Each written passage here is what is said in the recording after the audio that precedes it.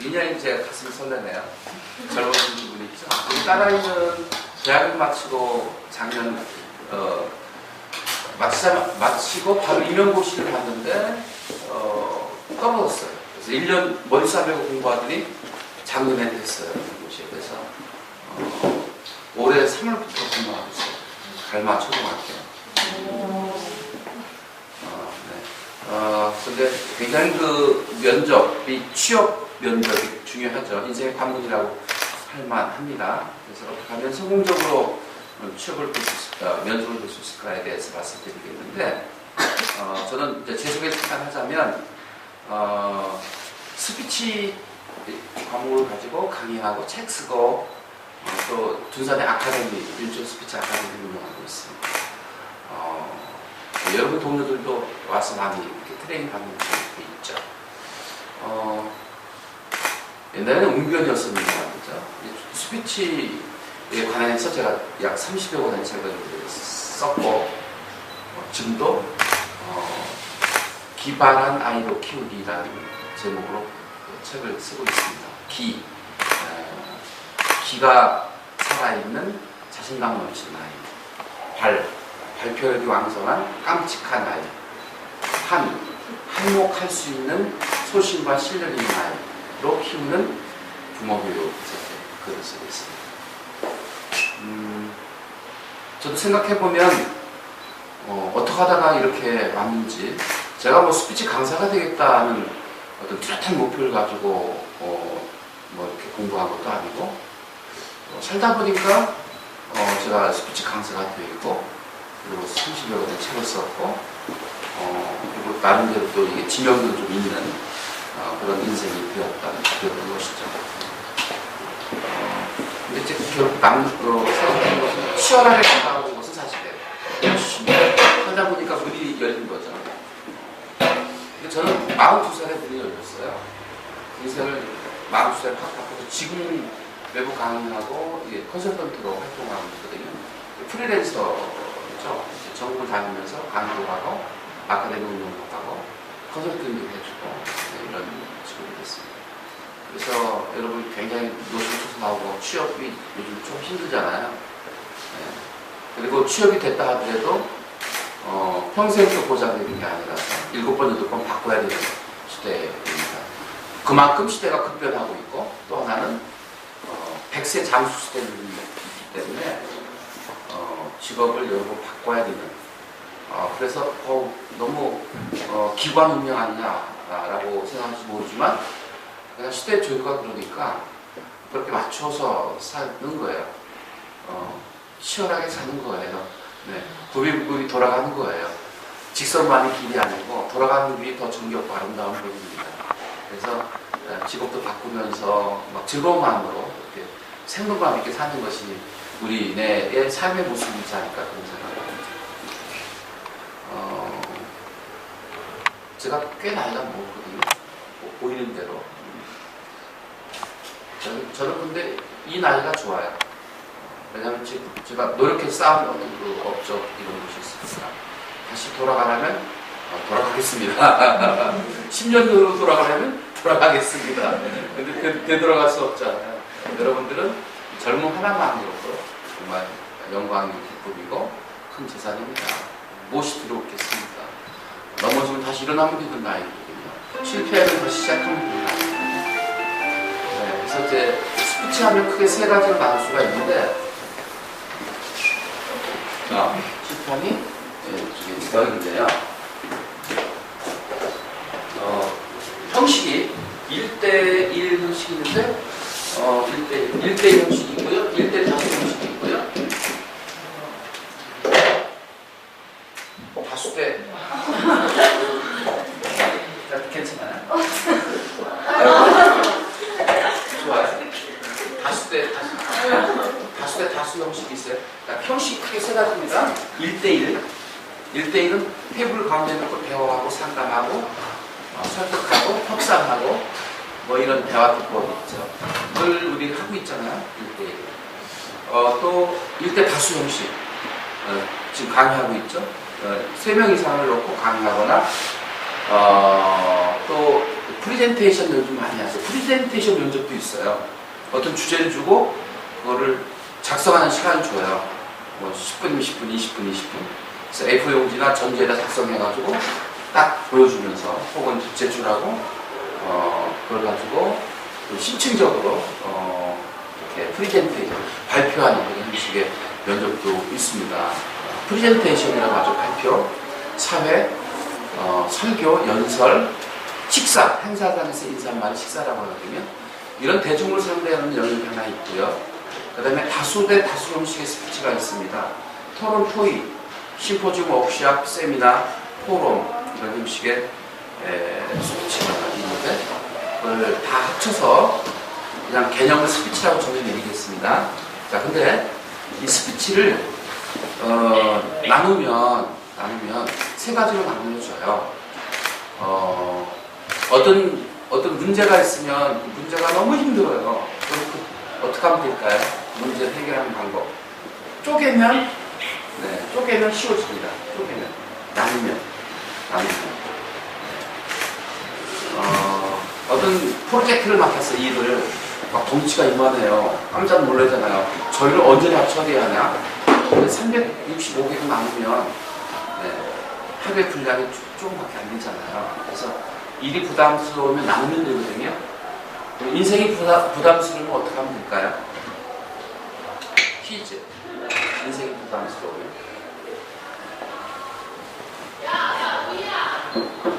쪼개면 됩니다. 이때 쪼갠다는 것은 씩 웃는다는 뜻입니다. 삶이 너무너무 힘들어요. 근데 씩 웃으면 인생이 그런 거지 뭐라고 발관해버리면 어려운 거 아니에요. 막상 맞닥뜨리면 너무너무 힘든 거예요. 네, 여러분 살아가다가 뭐 실패도 하고 그죠? 배신도 당하고 실험도 당하잖아요. 그럼 하늘이 무너지는 것 같잖아요. 네? 내 인생이 끝나는 것 같아요. 근데 지나고 보면 그냥 아름다운 추억이 뿐이에요. 삶이 다 그래요. 이겨내기 힘든 아무리 어려운 상황이라도 지나고 나면 아름다운 추억이 되거든요. 그래서 살아가면서 고비가 많이 있는데 그럴 때마다 어떻게 해야 돼요? 그러려니 하고 씩 웃으면 이겨낼 수 있습니다. 한번 따라 하실까요? 인생이 뭐 별거 있어 그러려니 하지 뭐. 시작.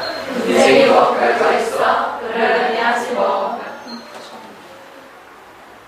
때론 실현도 당하실 테고요. 시련, 실패도 있고 또 뭐 고통도 있고 그럴 때마다 그렇게 이겨내시면 됩니다. 해민스린 기억하시죠? 네. 멈추면 비로소 보이는 것들이라는 책. 뭐 읽어보신 분들 계실 거예요. 그죠? 그 책을 한마디로 압축하면 뭔지 아세요? 이런 겁니다. 지금을 인정하라. 스트레스? 네, 너무 막 힘들어. 근데 스트레스를 인정하면 뭐 그러려니 할 수 있어요. 더위? 너무 더워요. 올해는 얼마나 더웠습니까? 더위하고 맞닥뜨려 싸워보신 적 있나요? 막 부채질하면서 짜증내고 그럼 더 더운 거예요. 그죠? 근데 그래요. 여름이니까 그래요. 덥겠지. 땀을 그냥 흘리는 거예요. 딱 주변에. 그러면 더위하고 이제 일치가 돼서 별로 없습니다. 운동할 때 더위를 느끼나요? 아니에요. 운동할 때는요, 땀이 막 비오듯 해도 행복해요. 그런 거예요. 그냥 땀을 흘리는 거예요. 더위와 맞닥뜨리지 말고 그 더위를 인정하는 거예요. 네. 삶이 어려울 때 있거든요. 그 어려운 그 상황을 인정하는 거예요. 그래, 살다 보면 어려운 문제 도착할 수 있어. 이거 극복하면 그만큼 성숙하고 발전할 거예요. 그리고 현실을 인정을 하는 거거든요. 그래서 제가 좋아하는 말이 있는데, 제가 만든 말이에요. 저는 정확하게 30권의 책을 썼어요. 다음 달에 창원에 삼성병원에 가서 120명 정도 모시고 마음 움직이는 따뜻한 대화법이라는 책 제목인데요.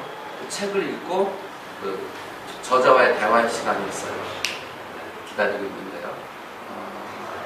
그 따뜻한 마음을 준 따뜻한 대화권이라는 책이 중국 출판사하고 계약이 됐어요. 그래서 중국어로 또 번역해줍니다. 와, 중국 시장 크잖아요. 그래서 출판사 사장님한테 대박입니다. 와, 그렇게 큰 시장을 뚫었으니 이제 우리는 뭔가 빛을 볼 수 있겠습니다. 내가 막 너무 환호성을 치면서 전화했는데 우리 출판사 사장님이 아니에요 교수님, 중국 시장은요 초판으로 퉁치고 말아요. 그게 무슨 말씀입니까? 그랬더니 아시잖아요. 중국 시장은 복사판이 돌아가지고요 2세 들어간 적이 없대요. 그런데요. 네,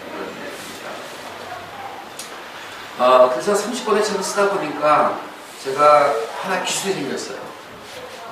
문장을 읽어도 한 문장을 압축할 수 있는 그런 능력, 그리고 이게 문장을 이렇게 만드는 장면 같은 거 잘해요. 그런 압축하는 기술이 생기는 것 같아요. 김민수님이 멈춤 비로소 보이는 것들이라는 책을 한 단어로 표현하면 이렇게 나오거든요. 어떻게 왔어요?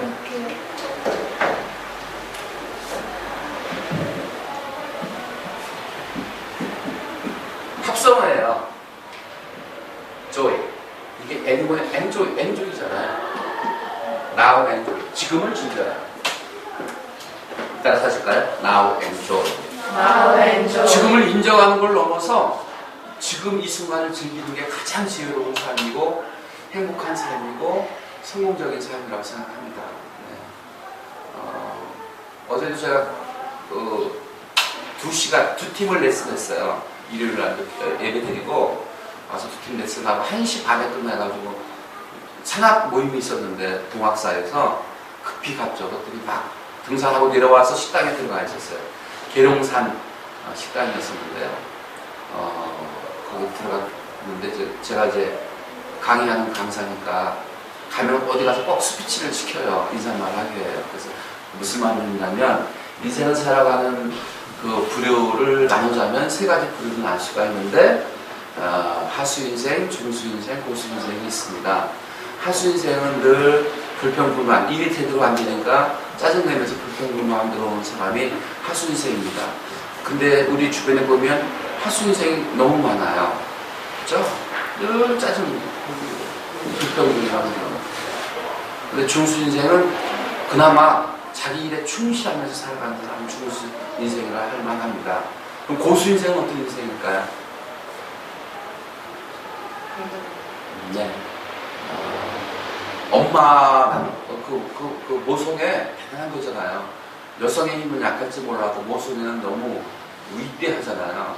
엄마가 가장 행복한 순간은 언제인 줄 아세요? 아이한테 맛있는 음식을 만들어서 먹을 때, 그 음식을 먹으면서 아이가 행복할 때, 엄마가 최고 행복합니다. 우리 남자들은 그런 경험을 못 하잖아요. 근데 엄마들은 늘 얼마나 그 모성애가 강합니까? 엄마들의 그 기쁨, 그죠? 남이 내가 이렇게 도와주고 베풀고 케어해줘서 그 상대가 행복해 할 때 그 행복을 느낄 수 있는 것처럼 고수인생은 남을 행복해 해주는 인생. 여기 있는 분들도 아마 그런 인생 사실이 있습니다. 그렇게 박수 보내주시면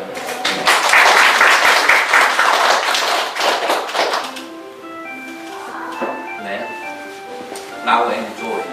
잊지 마시기 바랍니다. 제가 만든 겁니다. 여기 특허에 특허 쪽에 등록을 안 했습니다. 토크 엔조이라고 그 MBC 방송이 있었거든요. TV. 김준모 MC가 진행을 하셨던 거였었는데 방송 초청을 받아서 강의를 50분 했어요. 전화경님의 가끔은 한 번씩이라는 시였었거든요. 한번 낭독해보겠습니다. 가끔은 한 번씩 전화해. 가끔은 한 번쯤 큰 소리로 웃어보자. 행복한 순간을 느끼기 위해서. 가끔은 한 번쯤 가슴 저리도록 행복해보자. 슬픔과 원망이 사라질 때까지. 가끔은 한 번쯤 달 밝은 밤에 오솔길을 걸어보자. 자연의 신비에 감싸기 위해서. 가끔은 한 번쯤 깊은 밤에 촛불을 켜보자.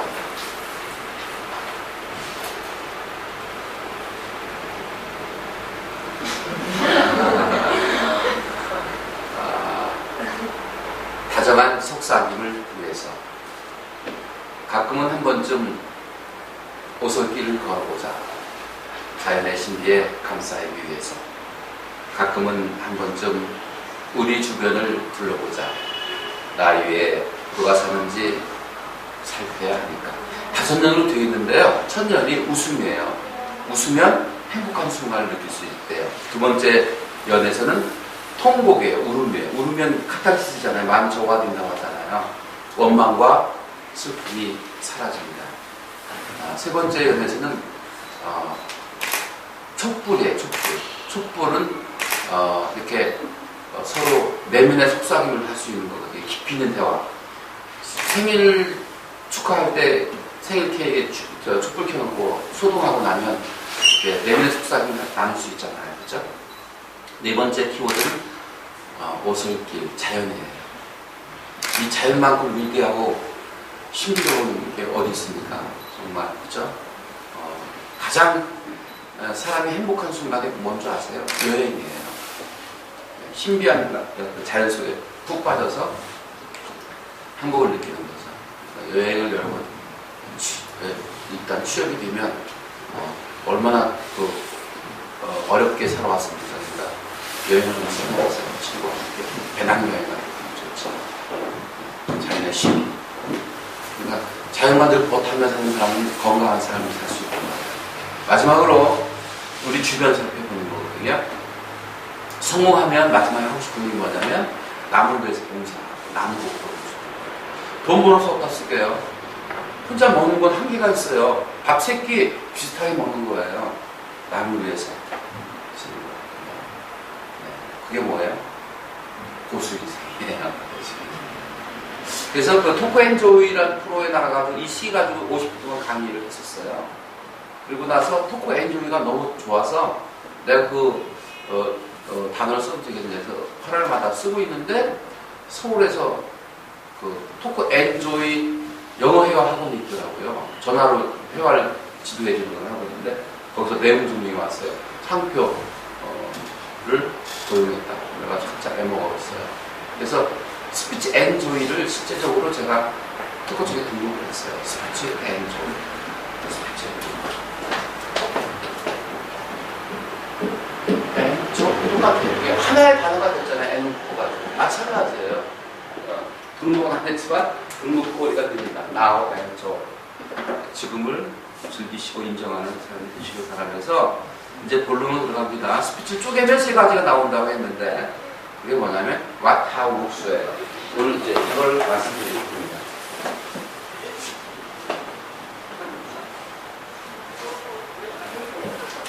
what, how, what은 뭐예요? 말할 내용이에요. 콘텐츠. 그 다음에 how는 뭐예요? how to say 어떻게 전달하지? 이거예요. 그 다음에 looks는 비주얼한 거예요. 비언어적 요소. 메라디언 법칙이라고 있어요. 커뮤니케이션에서 언어적인 요소와 비언어적인 요소를 딱 나누면 언어적인 요소는 45%밖에 차지하지 않아요. 비언어적인 요소가 55% 차지하거든요. 그래서 면접 볼 때 헤어스타일, 옷 맵시, 그 다음에 피부 마사지 뭐 해서 피부도 손질하시잖아요. 심지어는 쌍꺼풀 수술 하고 이미지를 업시키려고 굉장히 노력을 해요. 근데 최고 아름다운 모습은 어떤 모습이에요? 최고 멋진 성형은 어떤 성형이에요? 입술 꼬리에 올려주는 게 최고의 멋진 성형이거든요. 그래서 면접에서 가장 중요한 포인트가 표정 관리인데 표정 관리하는 방법은 와이키키, 김치, 개구리 다리 살짝 웃고 있는 모습이에요. 한번 따라서 할까요? 개구리 다리. 개구리 다리. 이가 보이는지 말고. 지금 학생 입 모양 아주 좋아요. 어디세요? 네. 좋아요. 유나 명찰이 안 보여요. 이 경주 좋아요.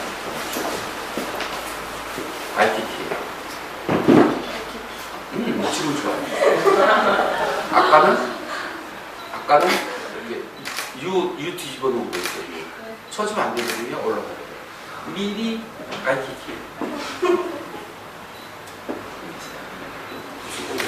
자, 그래서 뭘 가지고 얘기하지? 면접에서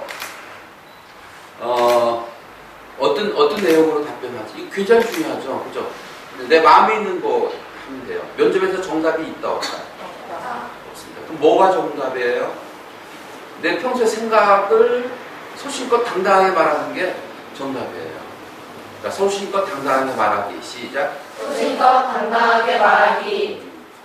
여러분들은 안 적는 게 또 특기시네요. 안 적어도 좋습니다만, 네, 기억만 하시면 됩니다. 당당하게 말하기. 당당하게 말하기. 뭘 어떻게 해요? 내 평소의 소신을 당당하게 말하기. 그런데 되게 저한테 이제 면접 때문에 찾아오는 학생들 보면요, 이제 원고를 작성해요. 시나리오. 예상 문제를 뽑아가지고 뭐 자기 소개, 그 다음에 지원 동기, 앞으로의 뭐 어떤 각오, 뭐 취미, 뭐 여러 가지 예상들을 뽑아가지고 적어요. 그걸 외워가지고 한단 말이에요. 자, 교과서적, 의례적, 형식적, 사전적 답변은 금물입니다. 면접관의 마음에 와닿지 않아요. 설득력이 떨어져요. 감흥이 없어요. 네. 차별화가 안 돼요. 사전에 있는 그 사랑이 뭐죠? 그럼 사전 찾아가지고 답변하면요. 사전에 있는 내용을 가지고 답변하면 차별화가 없어요. 안 돼요. 어떻게 답변해야 돼요? 내가 생각한 사랑, 내가 경험한 사랑을 가지고 얘기하면 굉장히 설득력 있고 차별화가 되죠. 어떤 내용으로 답변해요? 내 평소의 생각을 거침없이 답변해요.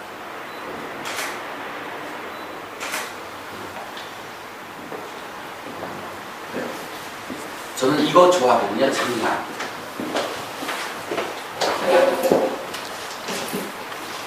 이게 차별화가 안 돼요. 자, 이거하고 다르죠. 장난. 네, 같은 음죠. 장난. 뭘 만들어요? 남을 만들어요. 일을 저지르는 게 장난이에요. 네. 너무 의례적이고 형식적이고 틀에 박힌 답변은 정말 이렇게 차별화가 되지 않기 때문에 흘릴 수 있어요. 그래서 뭐 이렇게 채점할 때 교수들이 본다면 선풍기 앞에다 시험지를 놓고 돌려서 가장 멀리 가는 사람이 가볍게 많이 썼지 않았기 때문에 이건 F고요. 앞에 떨어지면 무거우면 앞에 떨어지잖아요. 글을 많이 썼기 때문에 이제 A 학점이다 이렇게 농담 아닌 농담이 싫고 그래요. 네. 자기의 소신을 정확하게 피력할 수 있는 게 굉장히 중요합니다. 뭘 가지고 답변해요? 내 소신. 근데 너무 무겁게 의례적인 답변하면 그러니까 조금 장난기를 발동해보면 어떨까. 그래서 여기 보시죠. 소신껏 당당하게 답변하라. 이게 1번 첫 번째 제안이었잖아요. 두 번째 제안은 방향성을 얘기하는 거예요. 방향성. 이걸 영어로 얘기하면 attitude, 태도예요. 태도. 어떤 태도? 긍정적인 태도, 부정적인 태도 이거잖아요. 네. 그래서 태도가 세 가지입니다. 긍정적, 적극적, 창의적인데요. 네.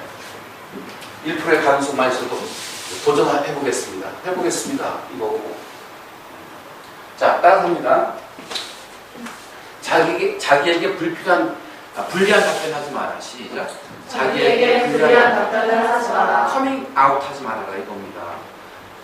경주 단점이 뭐예요? 그럼 막 줄줄이 막 얘기해요. 저는요 차라리 못하고 못해요. 그런 학생들이 간혹 있어요.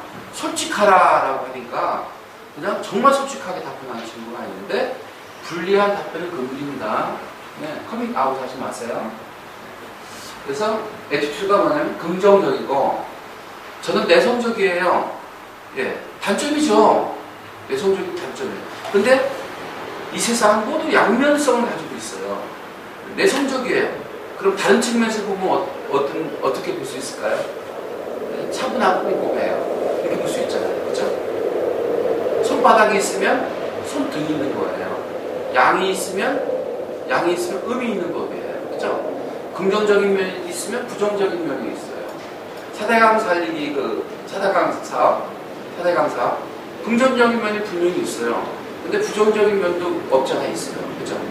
그러니까 어느 쪽에서 보느냐에 따라서 여러분이 단점이 장점이 될 수 있는 거예요. 본인의 단점을 장점화할 수 있는 그런 긍정성을 가지라는 얘기죠. 그렇죠? 그 다음에 적극성, 그 다음에 더 중요한 건 창의성. 조금은 창의성. 저 창의성이 장난기에서 나온다고요. 장난기. 그래서 저는 이번에 책 기발한 아이를 키우기라는 책 속에 있다고 했죠. 장난기 있는 아이를 키우라는 얘기를 제안해요. 그런 아이들이 굉장히 창의적이에요. 주변에 장난기 있는 아이 있죠. 친구 있죠. 그 친구는 굉장히 호쾌하죠. 그 주변에 사람 친구들이 많아요. 너무 엄숙하고 너무 가운데 토막 같고 부처님 가운데 토막 같고 근데 그래도 별로 재미없는 호감이 안 가는 그런 친구가 있었습니다. 좀 장난기를 발동하는 게 필요해요. 면접 답변에서 뿐만 아니라 인생을 살아가는데도 조금은 장난기가 필요하다 말씀을 드려봅니다. 세 번째는요. 아까 얘기한 프랭크 솔직함이에요. 프랭크 솔직함. 진정성 있는 솔직함. 진정성. 네. 이게 인간미를 보여주게 되고 그래서 감흥을 일으키게 돼요. 다시 얘기하면 감동을 줄 수 있어요. 감동을 바꿔서 얘기하면 동감이에요. 네. 동감을 할 수 있는 답변. 최고죠. 네. 그냥 의례적인 답변, 형식의 틀에 맞춰진 답변을 요구하는 게 아니거든요. 개성적인 답변, 차별화된 답변을 위해서 실은 솔직할 필요가 있습니다. 아까 근데 수위가 어느 정도예요? 아까 말씀드렸죠? 커밍 아웃 하지 말아라. 불리한 답변은 하지 말아라. 이런 말씀드렸습니다. 그 다음에 면접관이 최종적으로 보고자 하는 건 뭘까? 이거예요. 끼가 있냐, 끼. 끼가 이게 뭐냐면요. 매미아적 기질이거든요. 매니. 바꿔서 얘기하면 이 미칠광자입니다. 편집광적 기질이에요. 이걸 보여줘야 돼요. 이거. 편집광적 기질. 저걸 바꿔서 얘기하면 콜링 의식이에요. 난 이 일이 제 가슴을 뛰게 합니다. 한디아가 오질리를 하면서 구호 활동하는 것이 자기 가슴을 뛰게 한다고 고백했던 것처럼 여러분들이 지원한 그 직장에서의 그 일이 저는 제 가슴을 뛰게 해요. 저는 그 일이 천직인 것 같아요. 그 일이 좋아요. 그 일만 생각하면 자다가도 그냥 웃어요. 그게 바로 끼예요. 타고난 기질이에요. 그걸 보여주면 면접관은 어떻게 생각할까요? 이 학생은 발전 가능성이 있어요. 발전 동력을 가지고 있는 거예요. 에너지가 강하고. 그러니까 말하는 중에 자기 끼를 좀 보여줬으면 좋겠다는 것이죠. 그래서 이론적인 강의에 맞추고 면접을 실제로 한번 해보려고 해요. 그래서 캠코더를 가졌거든요. 캠코더 찍어서 피드백을 할 수 있으면 하려고 해요. 희망자에 한해서 3명이든 5명이든 직접 면접을 볼 거고요. 이메일에 제가